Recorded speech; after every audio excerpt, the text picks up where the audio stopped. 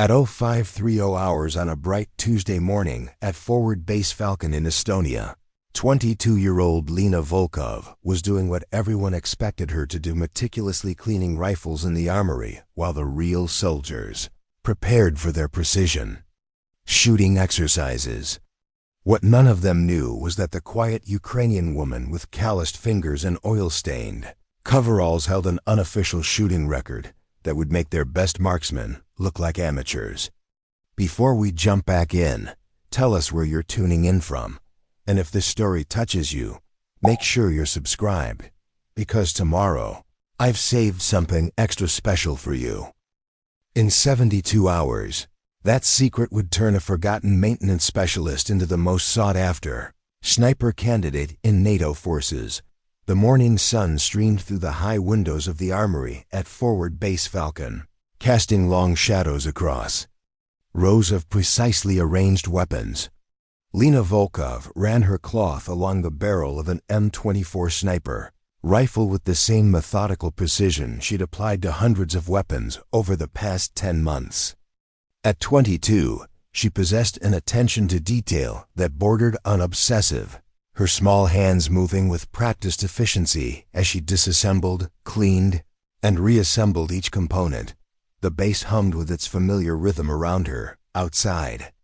She could hear the sharp crack of rifle fire from the shooting range where the 2nd Battalion's marksmen conducted their weekly qualifications. Inside the armory, the only sounds were her breathing, the soft scrape of cleaning tools against metal, and the distant conversations of soldiers who rarely acknowledged her presence. Lena had arrived at Forward Base Falcon as part of a NATO equipment specialist exchange program, one of dozens of Eastern European technical personnel assigned to support the multinational training exercises. Her official role was weapons maintenance specialist, a position that required her to ensure every rifle, scope, and piece of shooting equipment remained in perfect working condition. It was crucial work that demanded expertise, but it was also invisible work performed by someone most soldiers saw as just another support worker, standing barely 5'4", with shoulder-length dark hair, usually tied back in a practical ponytail. Lena moved through the base like a shadow. Her English carried a soft Ukrainian accent that made some soldiers assume she was less capable than she actually was. They saw her coveralls stained with gun oil, her hands blackened from carbon buildup, and her quiet demeanor, and they categorized her accordingly. She was maintenance, she was support. She was not a soldier in the way that mattered to them. The irony wasn't lost on her. Every day, she handled weapons that most soldiers only dreamed of shooting. She knew the specifications of every rifle better than their operators did. She could tell you the exact modifications needed to optimize accuracy at different ranges, the subtle adjustments required for various weather conditions, the tiny mechanical tolerances that separated good equipment from exceptional equipment. But knowledge about weapons and the ability to use them were considered entirely different skills. Her quarters were Spartan, a small room she shared with 2 other support personnel.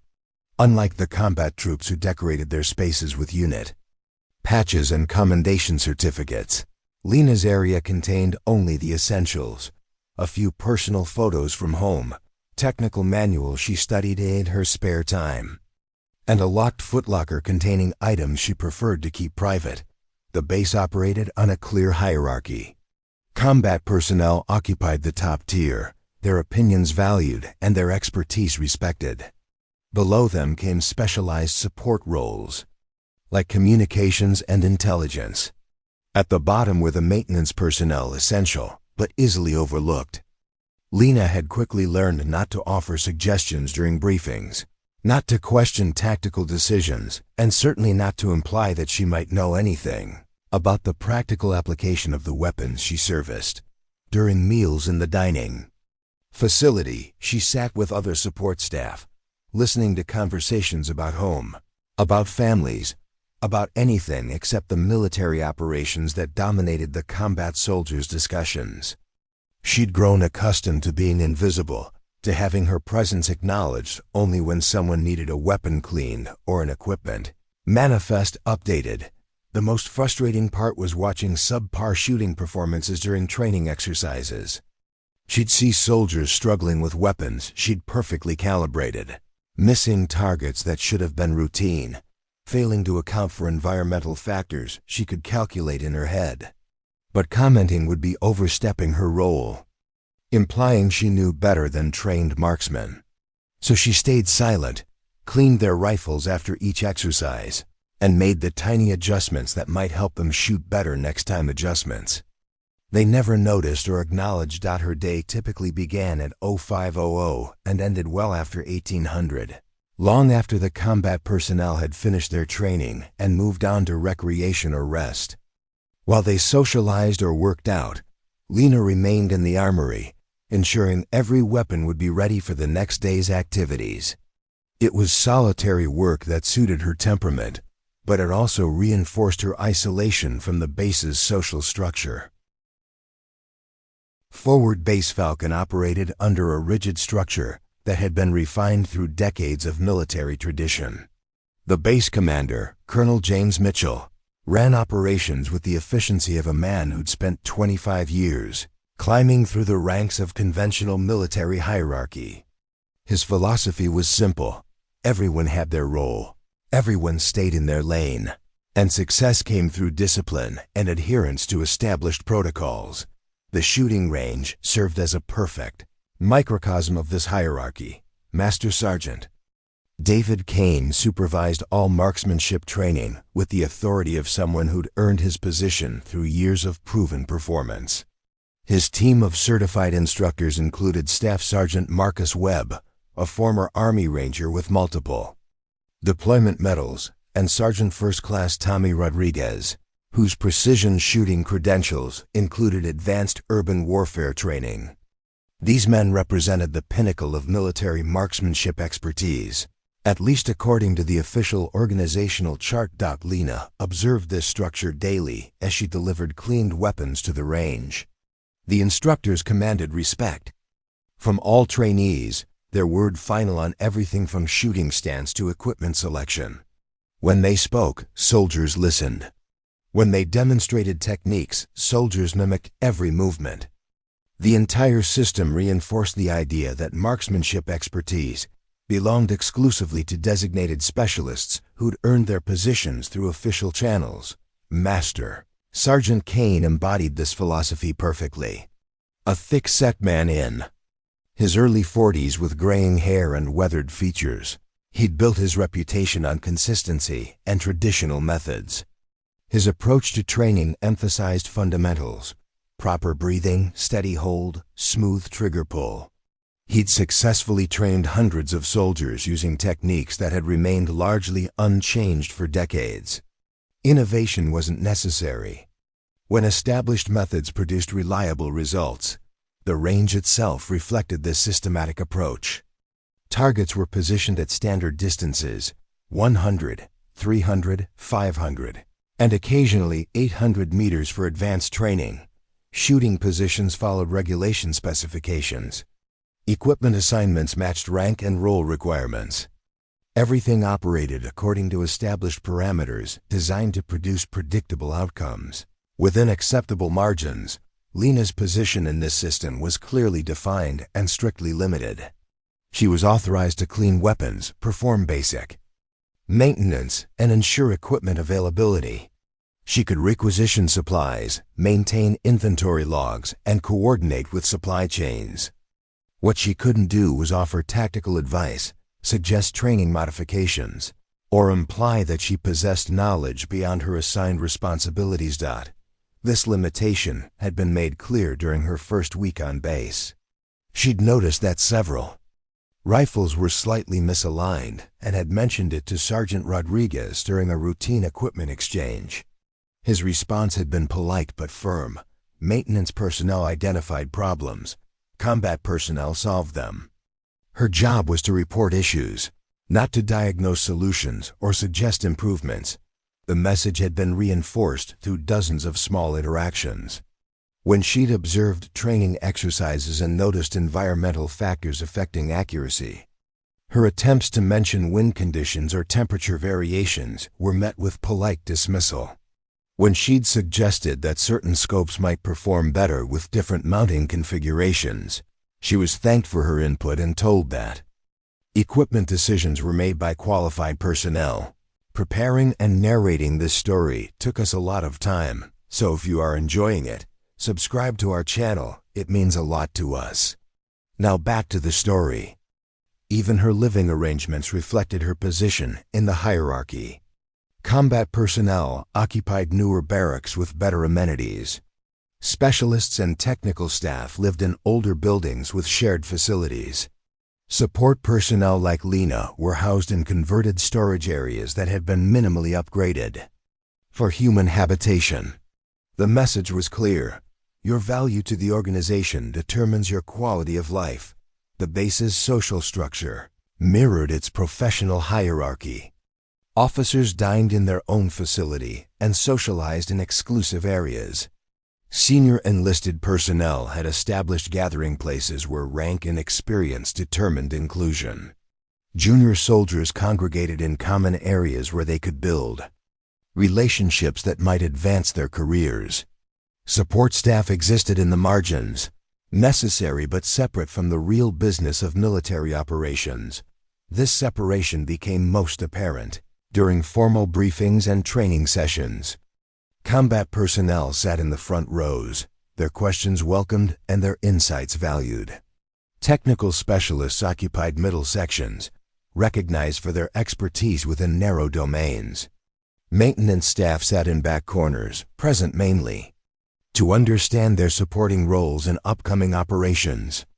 Lena had learned to bring a notebook and take detailed notes, not because her opinions would be solicited, but because understanding the big picture helped her prepare equipment more effectively. The system worked efficiently because everyone understood their place and stayed within their designated boundaries. Combat effectiveness depended on clear command structures, defined roles, and predictable relationships. Innovation and creativity were valued, but only when they came from appropriate sources and followed proper channels. Suggestions from outside the established hierarchy were generally viewed as evidence of poor understanding rather than potential improvements. Master Sergeant Kane had explained this philosophy to Lena during one of their few direct conversations. The military isn't a democracy, Specialist Volkov. We succeed because people trust their leaders and follow their guidance. When everyone starts thinking they know better than their superiors, that's when people get killed. His words weren't meant to be harsh, just realistic. The system existed for good reasons, and her role within it was both important and limited. The most painful exclusions came during the monthly advanced marksmanship selections. Lena had witnessed 4 of these sessions since arriving at Forward Base Falcon, each one following the same predictable pattern that reminded her exactly where she stood in the base hierarchy. The selection process began with Master Sergeant Kane posting a notice on the training board, calling for volunteers to participate in long-range precision shooting training. The program was designed to identify soldiers with exceptional marksmanship potential who could be developed into specialized roles within their units. It represented opportunity, advancement, and recognition, everything that combat personnel valued and support staff could only observe from the sidelines. During the first selection, Lena had watched from the armory windows as soldiers gathered on the range with obvious excitement. Staff Sergeant Webb conducted preliminary interviews, asking about previous shooting experience, training background, and career goals. The questions were straightforward enough that Lena could have answered them better than most of the volunteers, but the interviews were restricted to personnel from combat units. Private First Class Jake Morrison from the 2nd Infantry had been selected despite scoring barely adequate on his basic marksmanship qualifications. His selection was based on his aggressive attitude and willingness to take on challenging assignments. Corporal Lisa Hayes from Military Police had earned a spot through her demonstrated leadership potential and strong physical fitness. Scores. The criteria seemed to emphasize intangible qualities and future potential rather than actual shooting ability. Lena had cleaned Morrison's rifle after his training sessions and knew exactly how poorly he performed. His weapon showed patterns of improper cleaning that suggested basic technique problems. The scope adjustments were consistently off, indicating that he struggled with range estimation and environmental calculations. Yet he continued advancing through the program while soldiers with better technical skills were passed over simply because they held the wrong job classifications. The second selection had been even more frustrating. Sergeant First Class Rodriguez announced that they were looking for soldiers who could think tactically under pressure and adapt to changing battlefield conditions.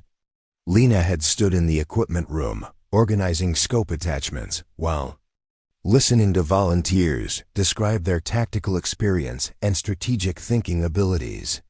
She could have contributed meaningfully to those discussions, having studied tactical applications extensively, but maintenance personnel weren't invited to participate. Corporal Danny Williams earned selection that month, despite having no special shooting credentials. His interview focused on his deployment experience and his ability to work effectively in team environments. Meanwhile, Specialist Sarah Chun from Communications, who had excellent hand-eye coordination and consistently high scores on technical assessments, was told that the program was currently focused on infantry personnel. By the third selection, Lena had stopped watching the process directly. Instead, she learned about the results through overheard conversations and equipment requisitions. Sergeant Mark Torres had been chosen for his natural instincts and competitive drive. Private Amanda Foster was selected because she demonstrated exceptional problem-solving abilities under stress. The reasoning always sounded professional and objective, but Lena noticed that all selected personnel shared one common characteristic: they were assigned to combat units. The fourth selection had occurred just 2 weeks ago, and this time Lena had been directly reminded of her exclusion. She'd been delivering freshly cleaned rifles to the range when Private Rodriguez approached her with what seemed like genuine curiosity about the selection process. "Hey, Specialist Volkov," he'd said. "You work with these weapons every day. You probably know more about them than most of us. Have you ever thought about trying out for the advanced program?" His question had been innocent enough, but it had attracted the attention of several other soldiers who found the idea amusing. Can you imagine maintenance personnel in sniper training? Corporal Hayes had laughed. "No offense, Volkov, but cleaning rifles isn't the same as shooting them. We need people who can handle pressure, not people who handle cleaning supplies." The comment had been meant as friendly teasing, but it reflected a deeper assumption about the fundamental differences between support roles and combat roles. Staff Sergeant Webb had overheard the conversation and decided to address it directly. "Specialist Volkov does important work," he'd said diplomatically, "but the advanced marksmanship program requires specific qualifications and training backgrounds. We need soldiers who understand tactical operations, who can work effectively in combat teams, who have proven themselves under pressure. It's not about technical knowledge, it's about operational capability." His explanation had been reasonable and professional, but it had also been final. Lena's technical expertise was acknowledged and appreciated, but it was considered fundamentally different from operational expertise. The distinction seemed clear to everyone except her. Knowing about weapons wasn't the same as being qualified to use them professionally. The pattern was always the same. Combat personnel were presumed to possess qualities that support personnel lacked, regardless of individual capabilities or demonstrated performance. Opportunities for advancement and recognition flowed through established channels that excluded entire categories of military personnel based on job classification rather than actual ability.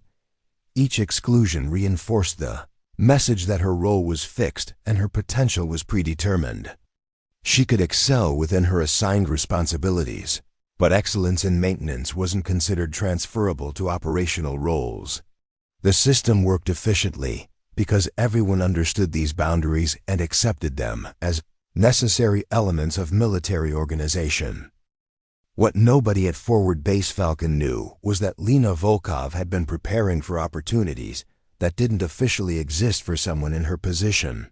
Every evening after completing her assigned duties, long after the combat personnel had finished their training and retreated to their quarters, she pursued a different kind of education in the quiet corners of the base. Her preparations had begun during her second week at the base, triggered by frustration with watching suboptimal shooting performances during training exercises. If she was going to spend her days maintaining weapons, she reasoned, she should understand their full capabilities rather than just their mechanical components. What started as professional curiosity had evolved into something approaching obsession. Base Library contained an extensive collection of technical manuals, tactical guides, and historical documents related to precision shooting. Lena had checked out every relevant publication, studying ballistics calculations, environmental factors, and advanced marksmanship techniques during her off-duty hours. She memorized trajectory tables, wind drift formulas, and atmospheric pressure adjustments that most soldiers never bothered to learn beyond basic applications. Her quarters became an informal classroom where she practiced calculations and studied theoretical scenarios. Using a small notebook, she worked through complex ballistics problems, calculating bullet drop and wind compensation for distances far beyond the standard training ranges. She studied satellite weather data to understand how different atmospheric conditions affected projectile flight paths. She analyzed topographical maps to identify shooting positions and calculate range estimations from various vantage points. Base's computer terminals, available for personal use during evening hours, provided access to online resources that expanded her education beyond what the library offered. She studied competition shooting techniques, military sniper training, methodologies, and advanced equipment configurations. She watched video analyses of precision shooting performances, learning to identify subtle technique differences that separated good shooters from exceptional ones. More importantly, she had discovered an abandoned practice area approximately 2 kilometers from the main base. During weekend liberty periods, when most personnel traveled to nearby towns or participated in recreational activities, Lena would hike to this isolated location with a small day pack and conduct her own training sessions. The area had been used for training exercises years earlier, but was now officially designated as unused land. It featured natural terrain variations that provided shooting positions at multiple elevations and distances. More crucially, it offered clear sight lines extending beyond 1,500 meters, far longer than anything available on the base's official range facilities. Lena had carefully mapped the area, identifying safe shooting lanes and establishing target positions at precisely measured distances. Using surveying techniques she'd learned from technical manuals, she created a detailed range card showing exact distances, elevation differences, and environmental considerations for each shooting position. Her targets were improvised but effective, small metal plates mounted on wooden stakes at distances ranging from 800 meters to over 2,000 meters. Her shooting practice required careful planning to avoid detection. She used subsonic ammunition that reduced noise signature, and she scheduled her sessions during periods when other base activities would mask any residual sound. She never fired more than a few rounds during each session, focusing on quality over quantity and ensuring that her activities remained unnoticed by base security patrols. The most challenging aspect of her secret training was acquiring suitable equipment. Official protocols restricted access to advanced shooting gear, but Lena had discovered creative solutions through legitimate channels. She requisitioned precision equipment for detailed inspection and maintenance testing, allowing her to familiarize herself with advanced optics and specialized accessories. She studied the performance characteristics of different scope configurations, learning to optimize equipment setups for various shooting scenarios. Her mechanical expertise provided unexpected advantages in this clandestine education. Understanding weapon systems at the component level helped her recognize how small adjustments could significantly impact accuracy. She learned to modify and fine-tune equipment in ways that enhanced performance beyond factory specifications, knowledge that proved invaluable during her private practice sessions. The logistical challenges of conducting unauthorized training taught her operational skills that formal programs rarely addressed. She learned to move through terrain without leaving obvious traces, to time her activities to avoid detection, and to maintain equipment without creating suspicious inventory discrepancies. These skills were developing her into a more complete practitioner than soldiers who only experienced controlled training environments. Her notebook contained detailed records of every practice session, weather conditions, distances engaged, ammunition performance, and accuracy results. She tracked her progress with scientific precision, identifying patterns and areas for improvement. The data showed steady advancement that she knew exceeded the performance of most soldiers in the official training programs. Most significantly, her private range allowed her to attempt shots at distances that the base's official facilities couldn't accommodate. During her most recent sessions, she had successfully engaged targets at ranges exceeding 2,500 meters distances that required advanced ballistics calculations and exceptional equipment optimization. Her success rate at extreme ranges was improving consistently, suggesting that her theoretical studies were translating effectively into practical capability. Nobody knew about these activities because nobody asked about her weekend activities, and nobody expected maintenance personnel to pursue advanced military skills during their personal time. Her secret preparation was hidden by the same assumptions that excluded her from official opportunities.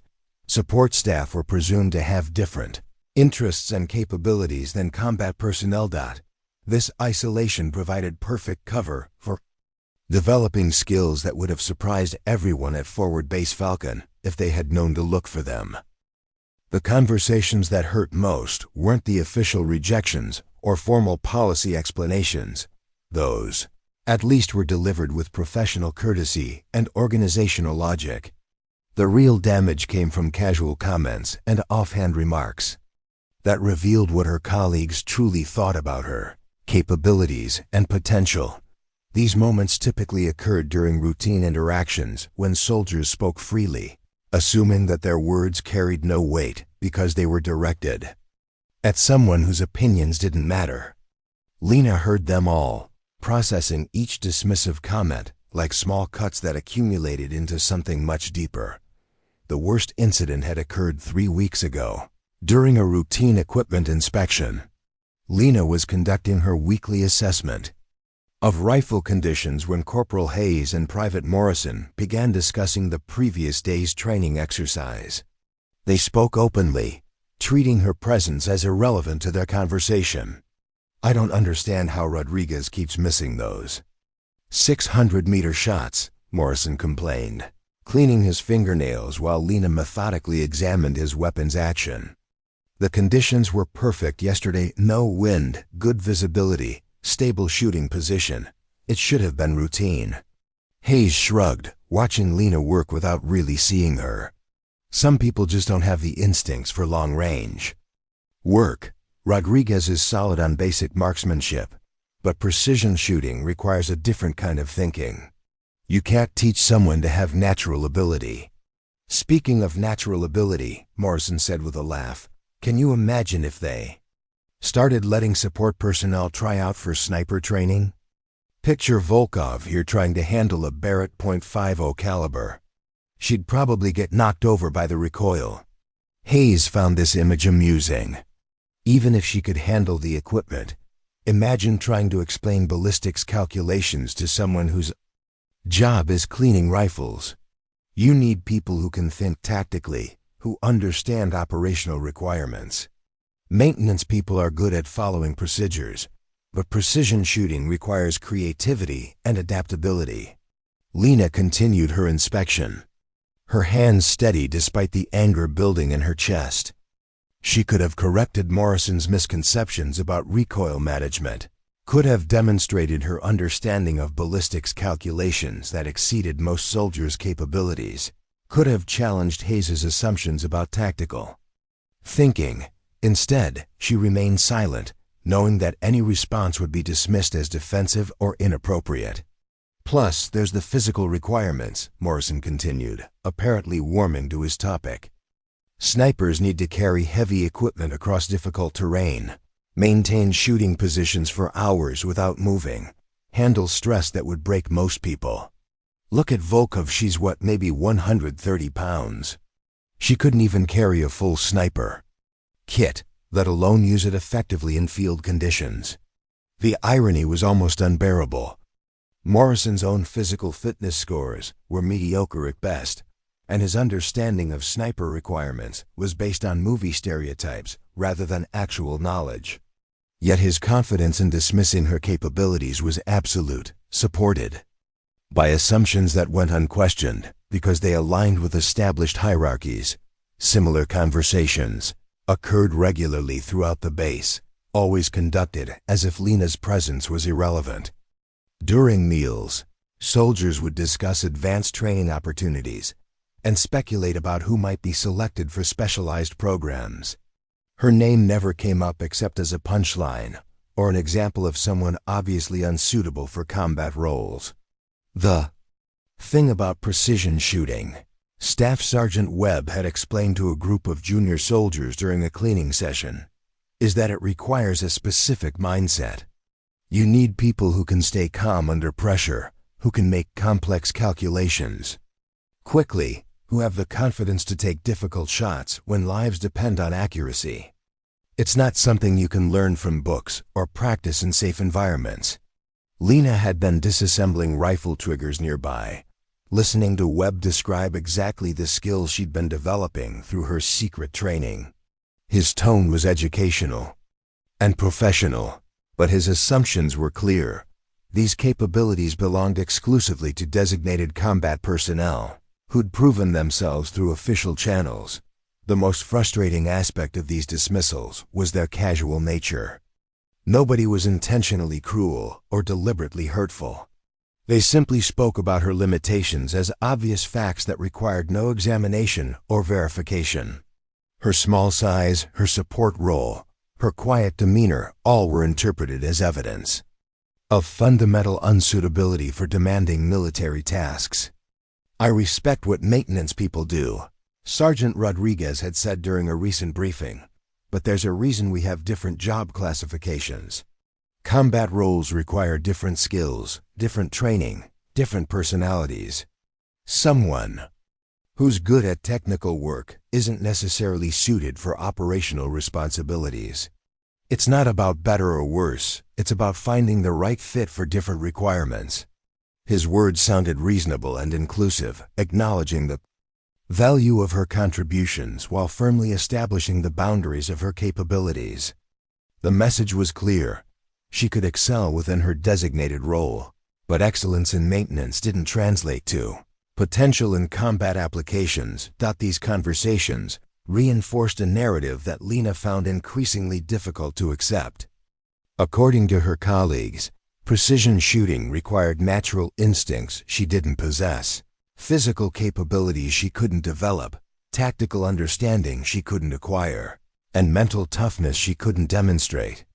Every aspect of advanced marksmanship was presented as beyond her reach, not because of any demonstrated limitations, but because of assumptions about what someone in her position could and couldn't accomplish.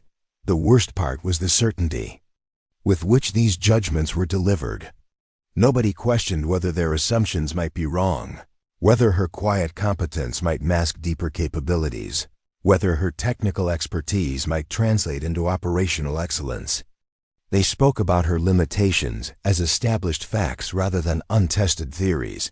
Each casual dismissal added weight to a growing sense that she was trapped by perceptions that bore no relationship to reality. Her actual capabilities were irrelevant, as long as nobody was interested in discovering them. The shift in atmosphere around Lena began subtly, starting with small changes that she initially attributed to coincidence or imagination. But as the pattern became more pronounced over several weeks, she realized that her dedication to understanding weapons and marksmanship was being reinterpreted as something potentially problematic. The first sign had been Master Sergeant Kane's unexpected visit to the armory during her evening work session. Lena had been updating maintenance logs and cross-referencing serial numbers when Kane appeared in the doorway, his expression neutral but his presence unusual. He rarely visited the armory after standard duty hours, and his timing suggested deliberate intention rather than casual inspection. "Working late again, Specialist Volkov?" he'd asked, scanning the organized workspace where she kept detailed records of every weapon's condition and performance characteristics. "You seem to spend a lot of extra time with these weapons. Everything all right with your workload?" His tone had been professional, but the question carried an undertone that made Lena cautious.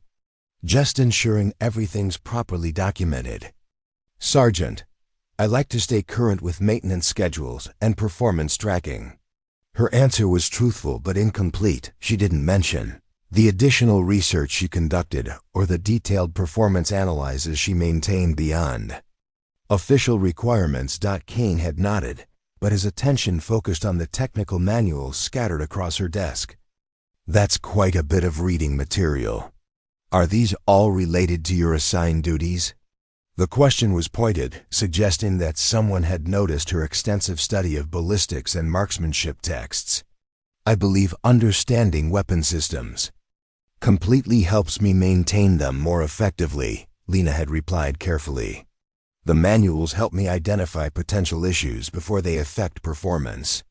Again, her answer was accurate, but didn't reveal the full scope of her educational pursuits.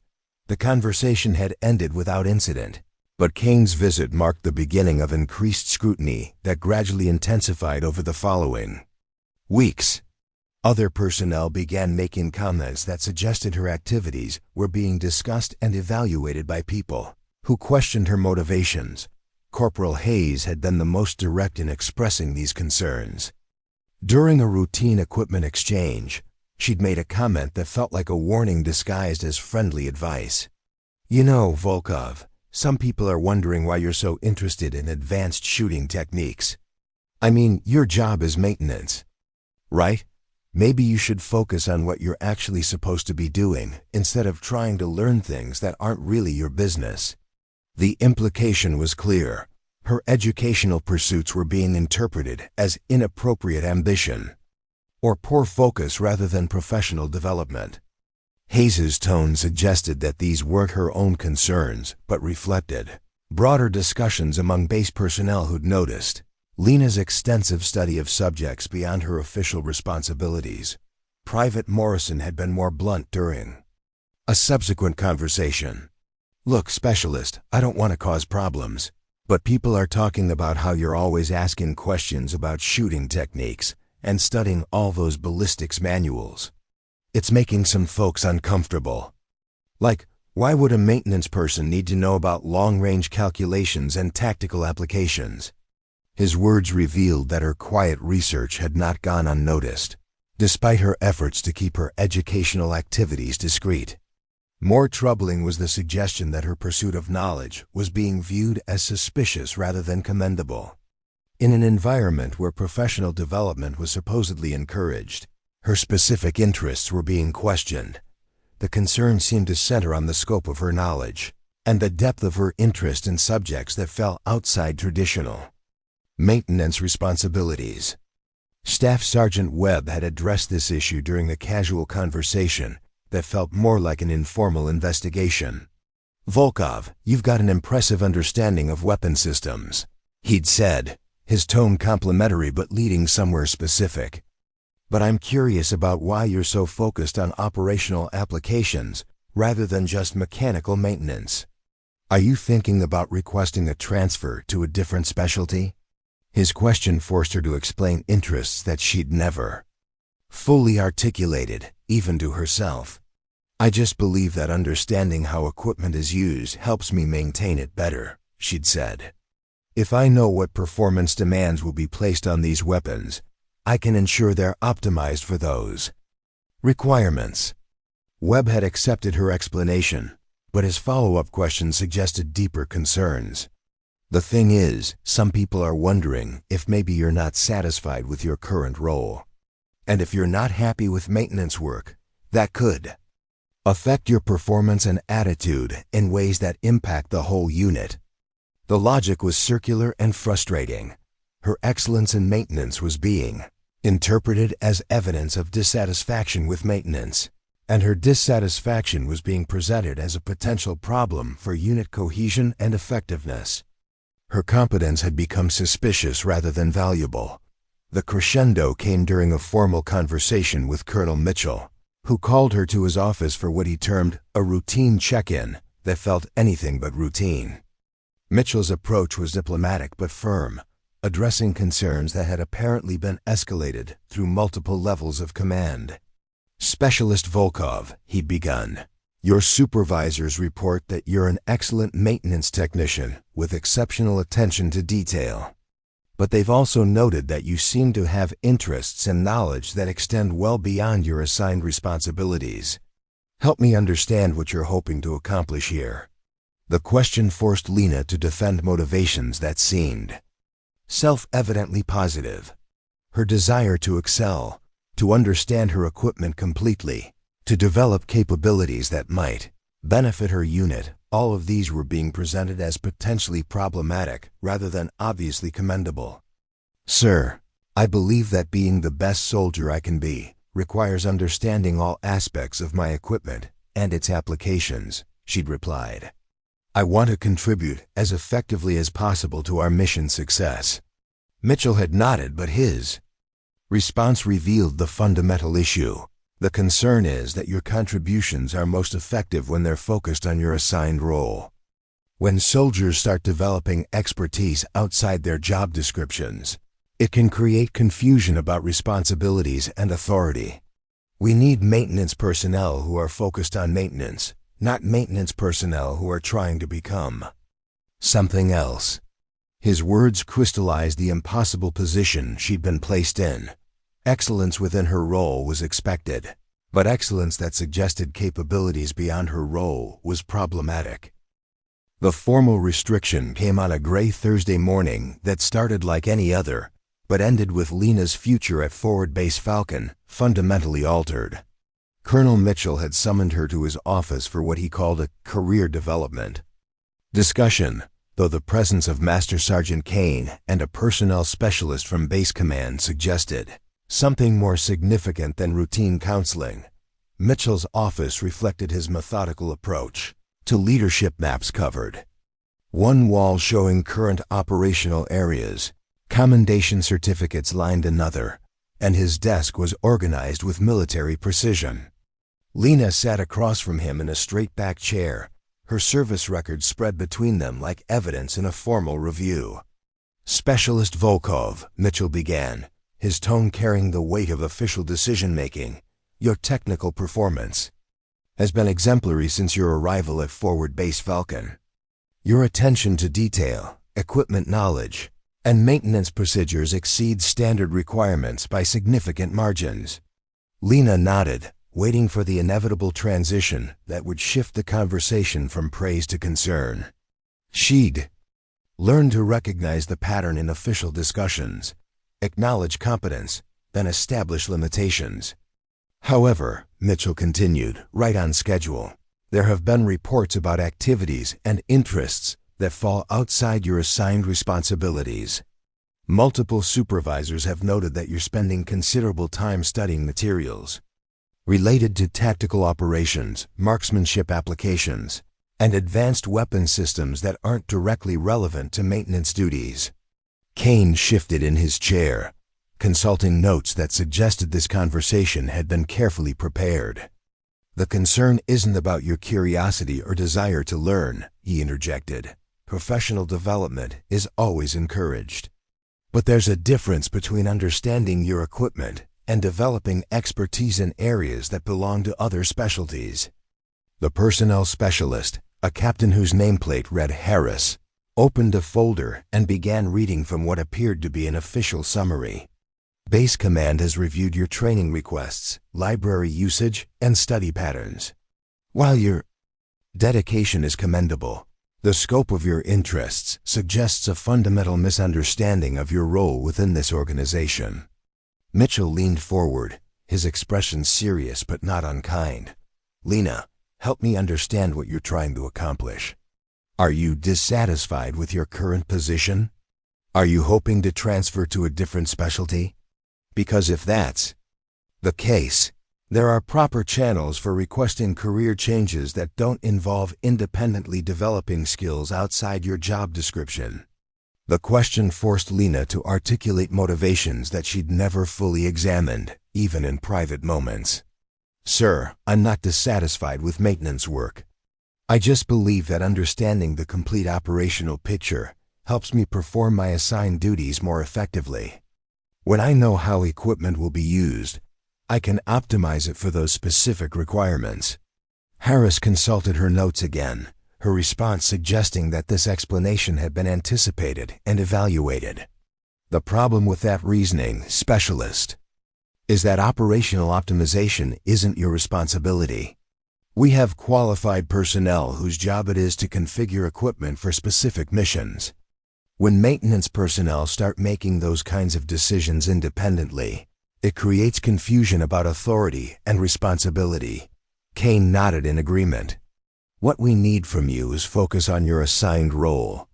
Clean the weapons, maintain the equipment, ensure everything's ready for use.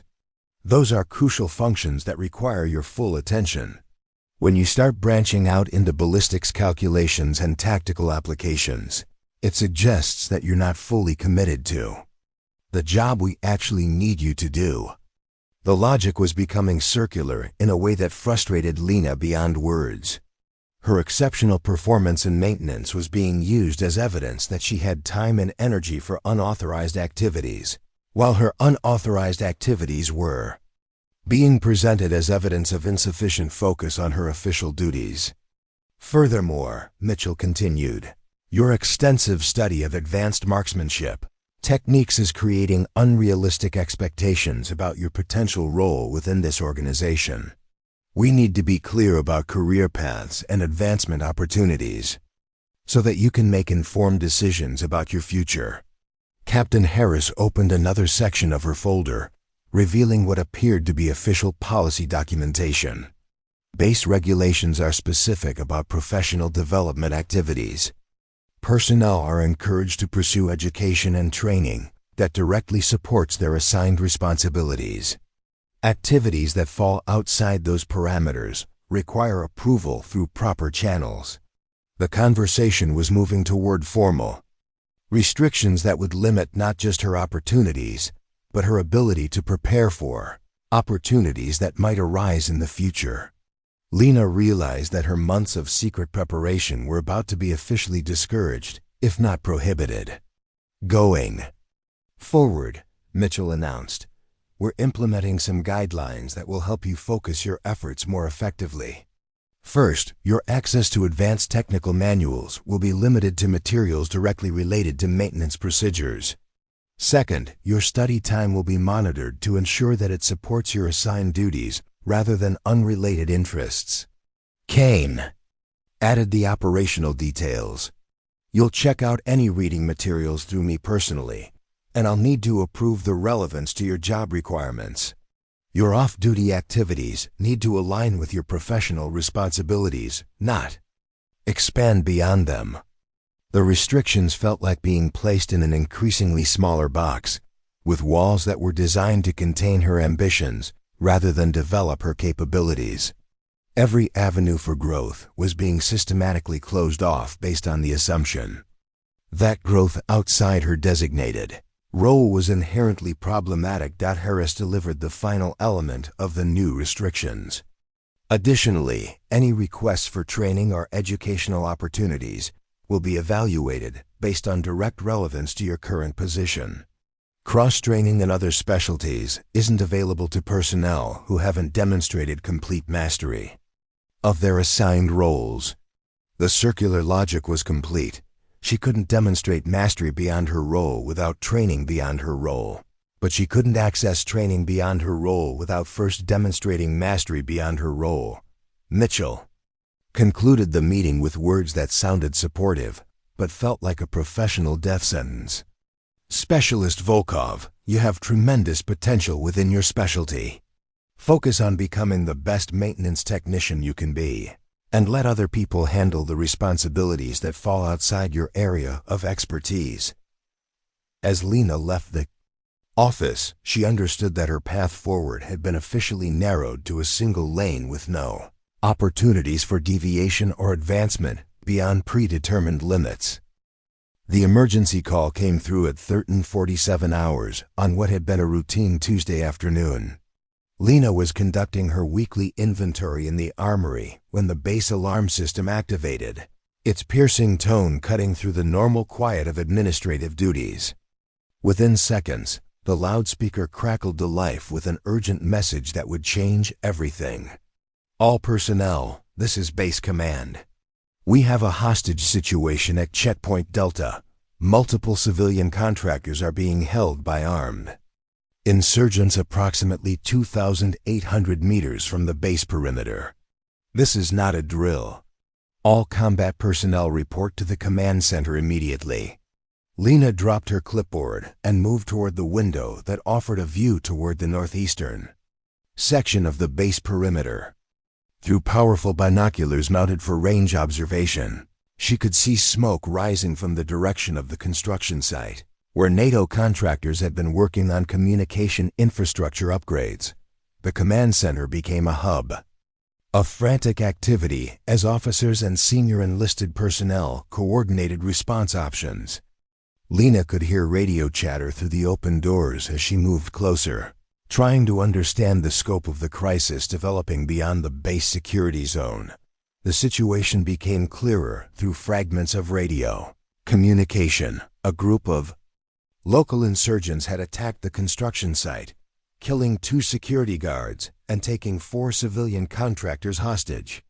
The attackers had positioned themselves in a reinforced building with clear sightlines in multiple directions, making conventional assault extremely dangerous. Master Sergeant Kane's voice carried across the command center as he briefed response options.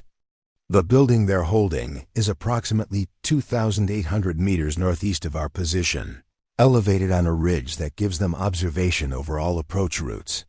Any ground assault would be exposed to defensive fire across 400 meters of open terrain. Colonel Mitchell's response reflected the limited options available. What about helicopter insertion? The answer came quickly from the operations officer. Negative, sir. They have shoulder-fired missiles. We confirmed at least 2 RPG positions covering the air approaches. Staff Sergeant Webb joined the discussion with reconnaissance updates. Drone surveillance shows 4 hostages still alive, but the insurgents are demanding withdrawal of all NATO forces from the region within 6 hours. They've made it clear that any rescue attempt will result in immediate execution of the civilians. The tactical challenge was becoming apparent even to Lena, listening from her position near the command center entrance. The hostage location was too far for effective ground assault, too well defended for air insertion, and too heavily fortified for conventional solutions. Yet time was limited, and the consequences of inaction were unacceptable.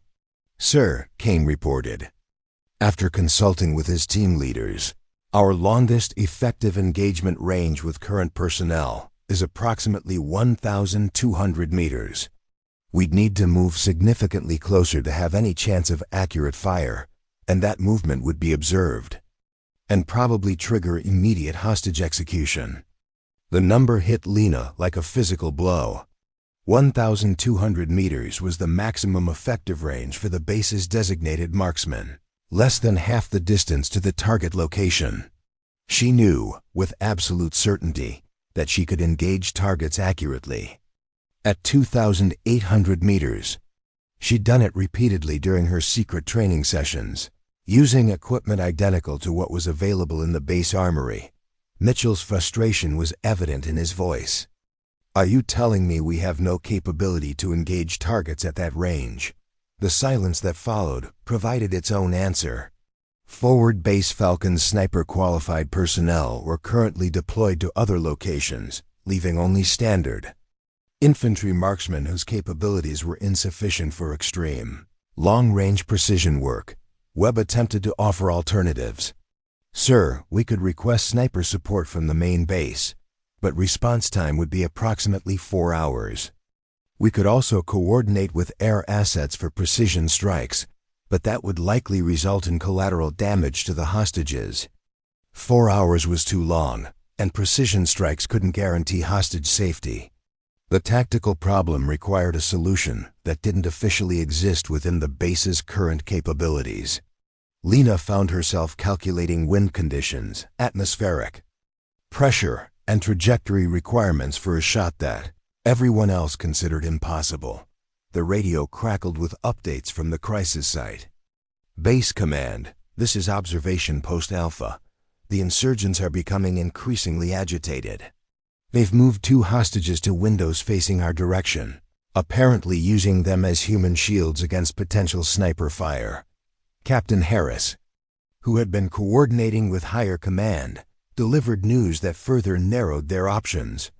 "Colonel, Regional Command confirms that specialized sniper teams are unavailable within our required time frame. We're authorized to attempt rescue using available resources, but success probability is assessed as extremely low with current capabilities." Mitchell's response carried the weight of command responsibility. "Understood. Continue developing assault options, but I want creative thinking about alternative approaches. Someone figure out how to solve this problem with what we have available." The request hung in the air like a challenge that nobody seemed able to meet. Lena stood in the doorway, watching experienced military professionals struggle with a tactical problem that she knew she could solve. The irony was almost unbearable. The one person on base with the capability to attempt the required shot was the same person who'd been officially restricted from developing the very skills the situation demanded.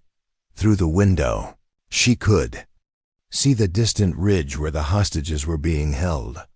The distance was extreme, the conditions challenging, and the consequences of failure catastrophic. But she'd engaged targets at similar ranges dozens of times during her unauthorized training sessions.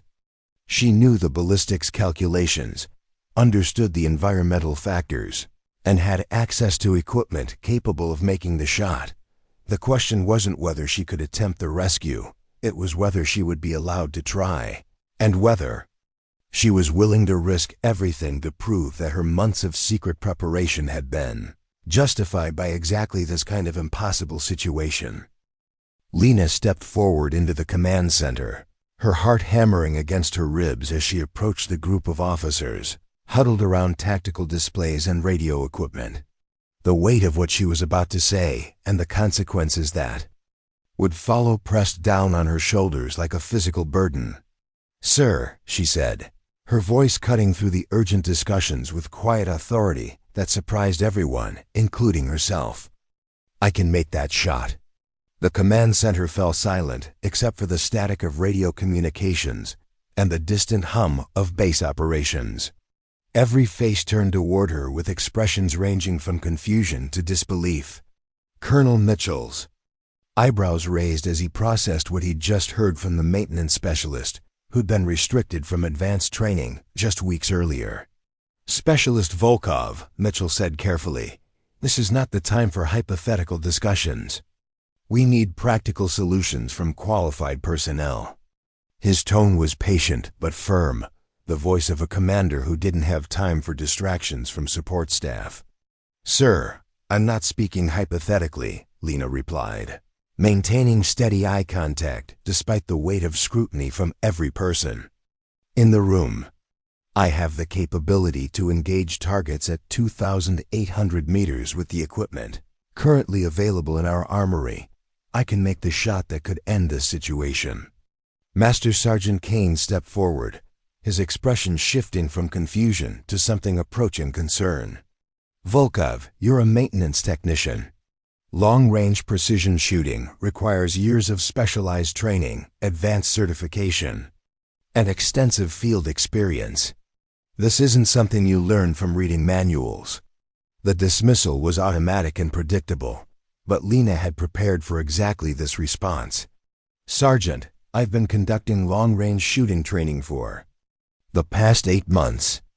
I have detailed records of successful engagements at distances exceeding 2,500 meters, using equipment identical to what we have available. I know the ballistics calculations, environmental adjustments, and equipment configurations required for this shot." Staff Sergeant Webb joined the conversation, his tone carrying professional skepticism mixed with genuine curiosity. Even if that were true, specialist, extreme long-range shooting under pressure is completely different from target practice. You're talking about a precision shot with human lives depending on perfect accuracy. One mistake means dead hostages. "I understand the stakes," Lena replied. "But I also understand that we currently have no other options that can be implemented within the required time frame. Every minute we spend debating capabilities is a minute closer to the insurgents' deadline." Captain Harris consulted her notes, apparently trying to reconcile this development with the recent restrictions placed on Lena's activities. "Specialist, during our recent review, you were specifically instructed to focus on maintenance duties rather than pursuing training outside your assigned role. Are you now claiming that you ignored those instructions?" The question was a trap. That could result in disciplinary action regardless of the current crisis, but Lena had passed the point where career consequences mattered more than human lives. "Ma'am, I developed these capabilities on my own time, using my own resources. I never claimed official training or certification, but I have practical experience that's directly relevant to our current situation." Colonel Mitchell raised his hand to quiet the developing debate, his attention focused on the core issue rather than the procedural questions. "Volkov, even if you have some shooting experience, this situation requires more than marksmanship. You'd need to identify targets from extreme range, account for multiple environmental factors, and take a shot that could determine whether 4 people live or die. Are you absolutely certain you have that level of capability?" The moment of truth had arrived. Lena could retreat to safety, acknowledge the limitations others had placed on her, and watch the situation develop without her involvement. Or she could commit fully to capabilities she developed in secret, knowing that failure would prove every skeptic right, while success would challenge every assumption about her potential. "Sir, I've successfully engaged targets at this distance, multiple times under various weather conditions. I know the specific rifle and ammunition combination that will optimize accuracy at 2,800 meters. I can calculate the environmental adjustments required for current atmospheric conditions, and I'm confident that I can make the shot that could save those hostages." Webb shook his head, his expression reflecting the incredulity shared by most personnel in the room.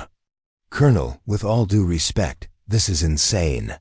We're talking about risking civilian lives based on unverified claims from someone with no official sniper training, even if she has some recreational shooting experience. Combat situations are completely different." Kane supported Webb's position with additional concerns. "Sir, there are legal and operational implications to consider. If we authorize an unqualified person to attempt a rescue shot and it fails, we'll be responsible for the consequences. We have protocols and certification requirements for exactly this reason." The debate was developing along predictable lines: operational necessity versus institutional procedures, desperate circumstances versus established protocols.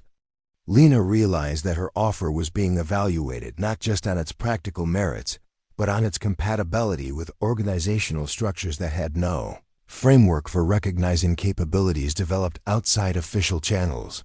Mitchell studied the tactical display showing the hostage location, then looked back at Lena with an expression that suggested he was weighing impossible alternatives. Specialist, you're asking me to authorize an unauthorized rescue attempt by uncertified personnel using methods that haven't been tested or verified. Can you give me any evidence that supports your claimed capabilities? Lena had anticipated this question and prepared her response carefully. Sir, I can provide detailed records of my training sessions, including range data, weather conditions, and accuracy results. I can demonstrate my knowledge of the equipment and calculations required for this specific shot. And I can attempt the engagement from a practice position to verify my capability before moving to the actual shooting location. The offer was reasonable and addressed some concerns about verification, but it also represented a fundamental challenge to the assumption that advanced military capabilities belonged exclusively to officially trained personnel. The command staff was being asked to abandon institutional logic in favor of practical necessity. The bottom line, Lena continued, is that you currently have no viable options for reaching those hostages within the required time frame. I'm offering a solution that might work, developed through preparation you didn't know about, but that could prove essential in exactly this situation. The question isn't whether I'm qualified according to official standards, it's whether I can accomplish what needs to be done. The room fell silent as Mitchell weighed the unprecedented decision before him: authorize an unqualified person to attempt an impossible shot, or continue searching for conventional solutions that might arrive. Too late to save the hostages. Colonel Mitchell stood motionless for 30 seconds that felt like an eternity, his eyes moving between the tactical display showing the hostage location and Lena's determined face. The weight of command had never felt heavier than in this moment, when conventional wisdom collided with desperate necessity. Absolutely not, Master Sergeant Kane said, breaking the silence with authority born from decades of military experience. Sir, I cannot recommend authorizing an unverified person to attempt a precision shot of this magnitude. The risk to the hostages is unacceptable, and the precedent would be catastrophic for military discipline and protocols. Staff Sergeant Webb nodded in agreement, his voice carrying the conviction of someone whose entire career had been built on established procedures. Colonel, even our certified snipers require extensive preparation and coordination for shots at extreme range. Wind calculations, atmospheric pressure, temperature variations. There are dozens of variables that require specialized training and experience. We can't risk civilian lives on unproven capabilities. Captain Harris consulted her folder again, apparently searching for regulatory guidance that could address this unprecedented situation. Sir, from a legal standpoint, authorizing uncertified personnel to conduct precision shooting operations could result in significant complications if the outcome is negative. We have clear protocols about qualification requirements for exactly this reason. The arguments were logical, professional, and completely aligned with military doctrine that had evolved through decades of experience. Every institutional instinct supported rejecting Lena's offer in favor of conventional solutions, even if those solutions might arrive too late to be effective. Mitchell's radio crackled with an update that added urgency to the decision. Base Command, this is Observation Post-Alpha. The insurgents are becoming increasingly agitated. They've issued another ultimatum: one hostage will be executed in 30 minutes. If NATO forces don't begin withdrawing from the region. 30 minutes was insufficient time for any conventional rescue option. Specialized sniper teams remained hours away. Assault teams couldn't approach the target location without triggering immediate hostage execution, and air assets couldn't guarantee civilian safety. The tactical equation was stark: attempt an unverified solution or watch the situation deteriorate while maintaining procedural integrity. Lena stepped forward, understanding that this was her final opportunity to present her case. Sir, I know. This seems impossible, but consider the alternative. In 30 minutes, people are going to die while we wait for qualified personnel who won't arrive in time.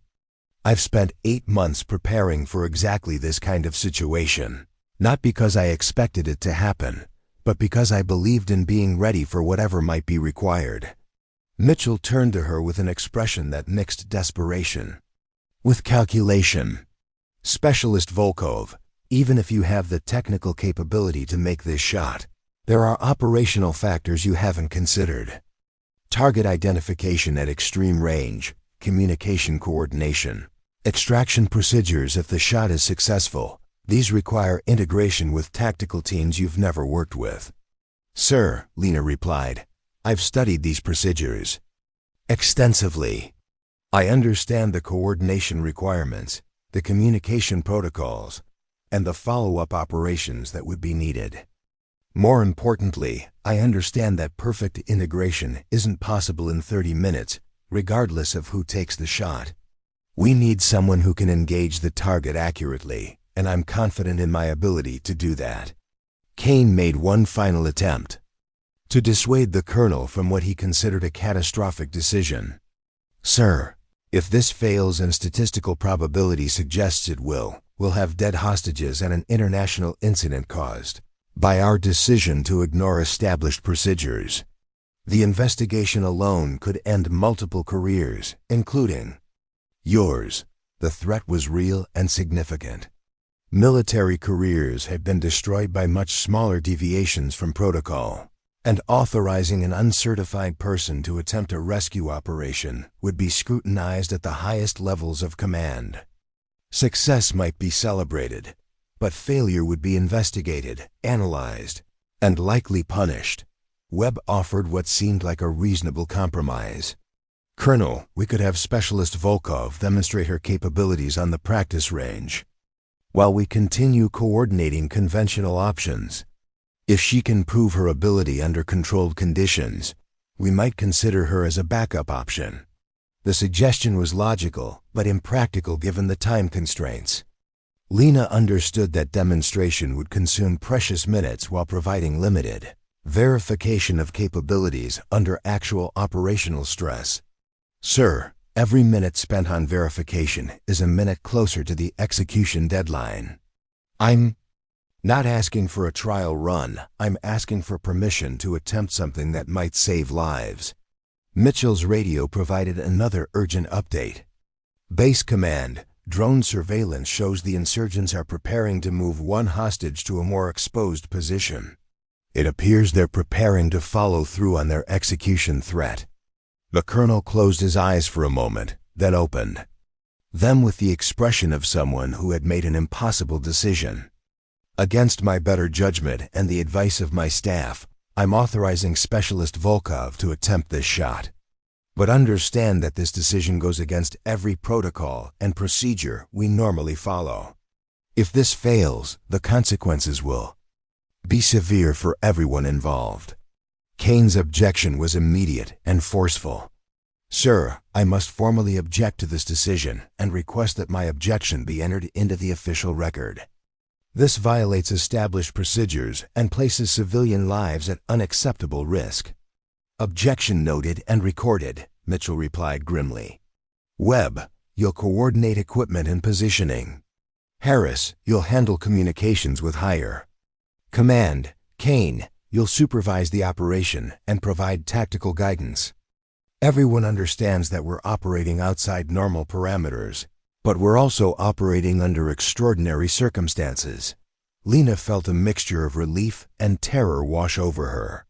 After months of secret preparation and institutional dismissal, she was finally being given the opportunity to prove her capabilities. But the stakes couldn't be higher, and failure would validate every assumption about her limitations, while potentially costing innocent lives. Specialist Volkov, Mitchell said, his voice carrying the weight of absolute finality. You have 25 minutes to save 4 lives and justify a decision that could end multiple military careers. You better be as good as you claim to be. The impossible choice had been made. Now came the impossible execution. Lena moved through the armory with practiced efficiency, her hands steady despite the adrenaline coursing through her system. She had 23 minutes to select, configure, and deploy equipment for a shot that would either validate months of secret preparation or confirm every assumption about her limitations. The weight of 4 lives and multiple military careers rested on decisions she'd rehearsed hundreds of times in private, but never under circumstances this extreme. Her equipment selection drew on knowledge that nobody at Forward Base Falcon knew. She possessed the Barrett M82, a 1.50 caliber rifle, was the obvious choice for extreme range engagement, but Lena chose instead the CHATAC M200 intervention system that had been delivered for evaluation just 2 weeks earlier. The weapon's specialized ammunition and superior ballistic coefficient would provide crucial advantages at 2,800 meters that the Barrett couldn't match. Staff Sergeant Webb watched with growing amazement as Lena assembled her kit with movements that reflected deep familiarity rather than theoretical knowledge. "How do you know that rifle system?" he asked, observing her confident manipulation of components that most soldiers had never even seen. "I've studied the technical specifications extensively," Lena replied, mounting a Schmidt and Bender scope with adjustments so precise they suggested muscle memory rather than guesswork. The CHATAC's .408 caliber projectile maintains supersonic velocity beyond 2,500 meters, which gives us better accuracy and reduced time of flight compared to .50 caliber alternatives. Her explanation was technically accurate and delivered with confidence that made Webb reconsider his assumptions about her capabilities. Master Sergeant Kane, despite his official objections to the mission, found himself drawn into technical discussions that revealed the depth of Lena's preparation. "What's your calculation for wind drift at that distance?" Kane asked, testing knowledge that required advanced ballistics training to answer accurately. Lena responded without hesitation. "Current wind conditions show 8 to 12 miles per hour crosswind from the southwest. At 2,800 meters with .408 CHATAC ammunition, that translates to approximately 18 to 24 inches of drift, depending on atmospheric pressure variations. I'll adjust for 21 inches and make final corrections based on observation of trace." The numbers were precise and delivered with confidence that suggested extensive practice rather than theoretical study.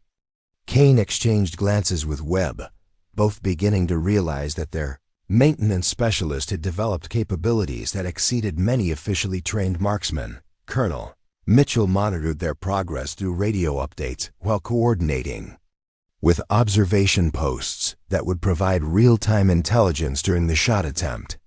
"Volkov, you'll have communication support and target observation, but the actual engagement is entirely your responsibility. Are you certain about your shooting position?" Lena had already identified the optimal location during her months of studying base terrain. "Sir, the communications tower foundation provides stable shooting support at the correct elevation angle. Distance to target is 2,847 meters, with clear sight lines and minimal atmospheric disturbance. It's the best available position for this engagement." Her specificity about distance and environmental factors impressed personnel who were beginning to understand that her preparation had been far more extensive than anyone had realized. Captain Harris coordinated with drone operators to provide real-time target observation while Lena moved to her shooting position with equipment that weighed nearly 40 pounds. Communications Tower Foundation was a concrete platform that provided rock-solid stability for precision shooting. Lena had used this position during several of her secret training sessions, knew exactly how to optimize the setup for maximum accuracy. Her movements were efficient and purposeful as she established her shooting configuration within the time constraints. "Base Command, this is Overwatch," came the voice of the drone operator. Target building shows 4 insurgents and 4 hostages. Primary target is positioned at the eastern window with a clear shot available. Hostage is approximately 2 meters. To his left, outside the danger zone for a precision engagement. Lena settled into her shooting position, feeling the familiar rhythm of preparation that she'd practiced hundreds of times in solitude. Breathing control, sight alignment, trigger finger placement, every element had to be perfect for a shot. At this distance, through her scope, the target building appeared as a distant structure, barely visible to the naked eye, but clearly defined through her optics. The radio crackled with updates that added pressure to an already impossible situation. Volkov, you have approximately 15 minutes before the execution deadline. Drone surveillance shows the insurgents are becoming increasingly agitated. This may be your only opportunity. Lena began her final calculations, factoring atmospheric pressure readings, temperature variations, and wind conditions into adjustments that would determine success or failure. Her notebook contained formulas and data tables that she'd memorized through months of study. But now everything had to be applied under extreme pressure, with lives depending on mathematical precision. Target identified, she reported through her radio headset. Beginning final range and wind calculations. Estimate 2 minutes to engagement readiness. Her voice was calm despite the magnitude of what she was attempting, drawing on mental discipline developed through solitary practice sessions where perfection was the only acceptable standard, the secret mission that had begun 8 months earlier. In private study sessions was reaching its culmination on a concrete platform, where failure would prove every skeptic right, while success would challenge every assumption about potential and preparation. 4 seconds felt like eternity as Lena maintained perfect sight picture through her scope, watching the distant window where her projectile would either find its target or prove every skeptic right about her. Limitations.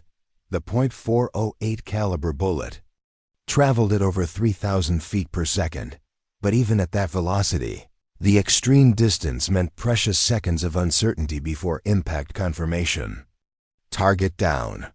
The drone operator's voice exploded through the radio with excitement that shattered the tense silence. Direct hit confirmed. The insurgent is neutralized, and the hostage appears unharmed. Through her scope, Lena could see the immediate aftermath of her shot. The insurgent had collapsed backward, disappearing from the window, while the civilian contractor remained pressed against the wall, exactly where her calculations had determined he would be safe. The precision of her shot had been so exact that the hostage was unaware of how close death had passed by his position. The command center erupted in activity as tactical teams moved to capitalize on the successful engagement. All units, this is base command. Colonel Mitchell's voice carried newfound energy and purpose. Primary target is neutralized. Execute immediate assault to secure remaining hostages. Move, move. Master Sergeant Kane's voice came through Lena's headset, carrying disbelief that was slowly transforming into professional respect. Volkov, I need confirmation on that shot. Distance to target, environmental conditions, and point of impact relative to your aim point. Lena began her technical debrief while maintaining observation of the target area through her scope. Distance 2,847 meters. Crosswind 10 miles per hour from southwest. Temperature 23 Celsius. Point of impact appears to be within 2 inches of calculated aim point. Target neutralized with single shot. Hostage position confirmed safe. The precision of her shooting was becoming apparent to everyone monitoring the situation. Staff Sergeant Webb, who had been among her strongest critics, found himself forced to acknowledge capabilities that exceeded most officially trained marksmen. That's better accuracy than I've seen from certified snipers at half that distance, he admitted over the radio. Within 8 minutes, assault teams had reached the building and secured all remaining hostages without encountering significant resistance. The insurgents, demoralized by their leader's sudden death from an impossible distance, had surrendered without attempting to execute their threats. 4 civilian contractors were alive specifically because a maintenance specialist had developed capabilities that nobody knew existed. Colonel Mitchell's voice carried a mixture of relief and amazement as he coordinated the successful conclusion of the crisis. All hostages are secure and unharmed. Medical teams are en route for evaluation, but preliminary reports indicate no serious injuries. Outstanding work by all personnel involved in this operation. But Lena knew that the real evaluation was just beginning. As she safed her weapon and began the process of clearing her equipment, she could see personnel moving toward her position from multiple directions. The impossible shot had been successful, but now came the reckoning with institutional structures that had no framework for recognizing unauthorized excellence. Captain Harris was the first to reach her position, followed closely by Master Sergeant Kane and staff. Sergeant Webb. Their expressions reflected the cognitive dissonance of witnessing capabilities that challenged fundamental assumptions about training, qualification, and potential. Specialist Volkov, Harris began, consulting notes that suddenly seemed inadequate for the situation. We need to understand how you developed the capability to make that shot. Your service record shows no sniper training, no advanced marksmanship certification, no official instruction in long-range precision shooting. Lena had prepared for this conversation during months of secret training, knowing that eventual revelation would require explanations that institutional thinking might struggle to accept. Ma'am, I developed these capabilities through independent study and practice using my own time and resources. I studied ballistics calculations, atmospheric effects, and equipment optimization because I believed these skills might be valuable in situations exactly like today. Kane shook his head, still processing what he'd witnessed. Volkov, that shot would challenge our best certified snipers. You're telling me you taught yourself techniques that take years of professional training to master? His tone carried disbelief, but also growing respect for achievements that couldn't be denied. Webb approached her shooting position and examined the equipment configuration with professional interest. This setup is optimized for extreme long-range engagement. You knew exactly which rifle system to select, which ammunition to use, how to calculate environmental compensation. Where did you learn this level of technical knowledge? The questions reflected institutional confusion about capability development outside official channels. Lena's success challenged assumptions about the relationship between formal training and practical achievement, about the exclusivity of advanced military skills, about the predictability of human potential. I learned through study, practice, and dedication, she replied simply. I prepared for opportunities that might never come, hoping that if they did, I would be ready to contribute meaningfully to mission success.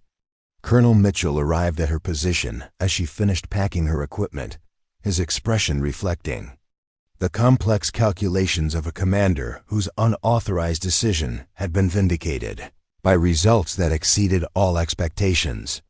Specialist Volkov, you just accomplished something that will be analyzed and discussed for years. But right now, I need to understand what happens next. The question carried implications that extended far beyond the immediate crisis. Lena's demonstration of capabilities had created institutional contradictions that would require resolution.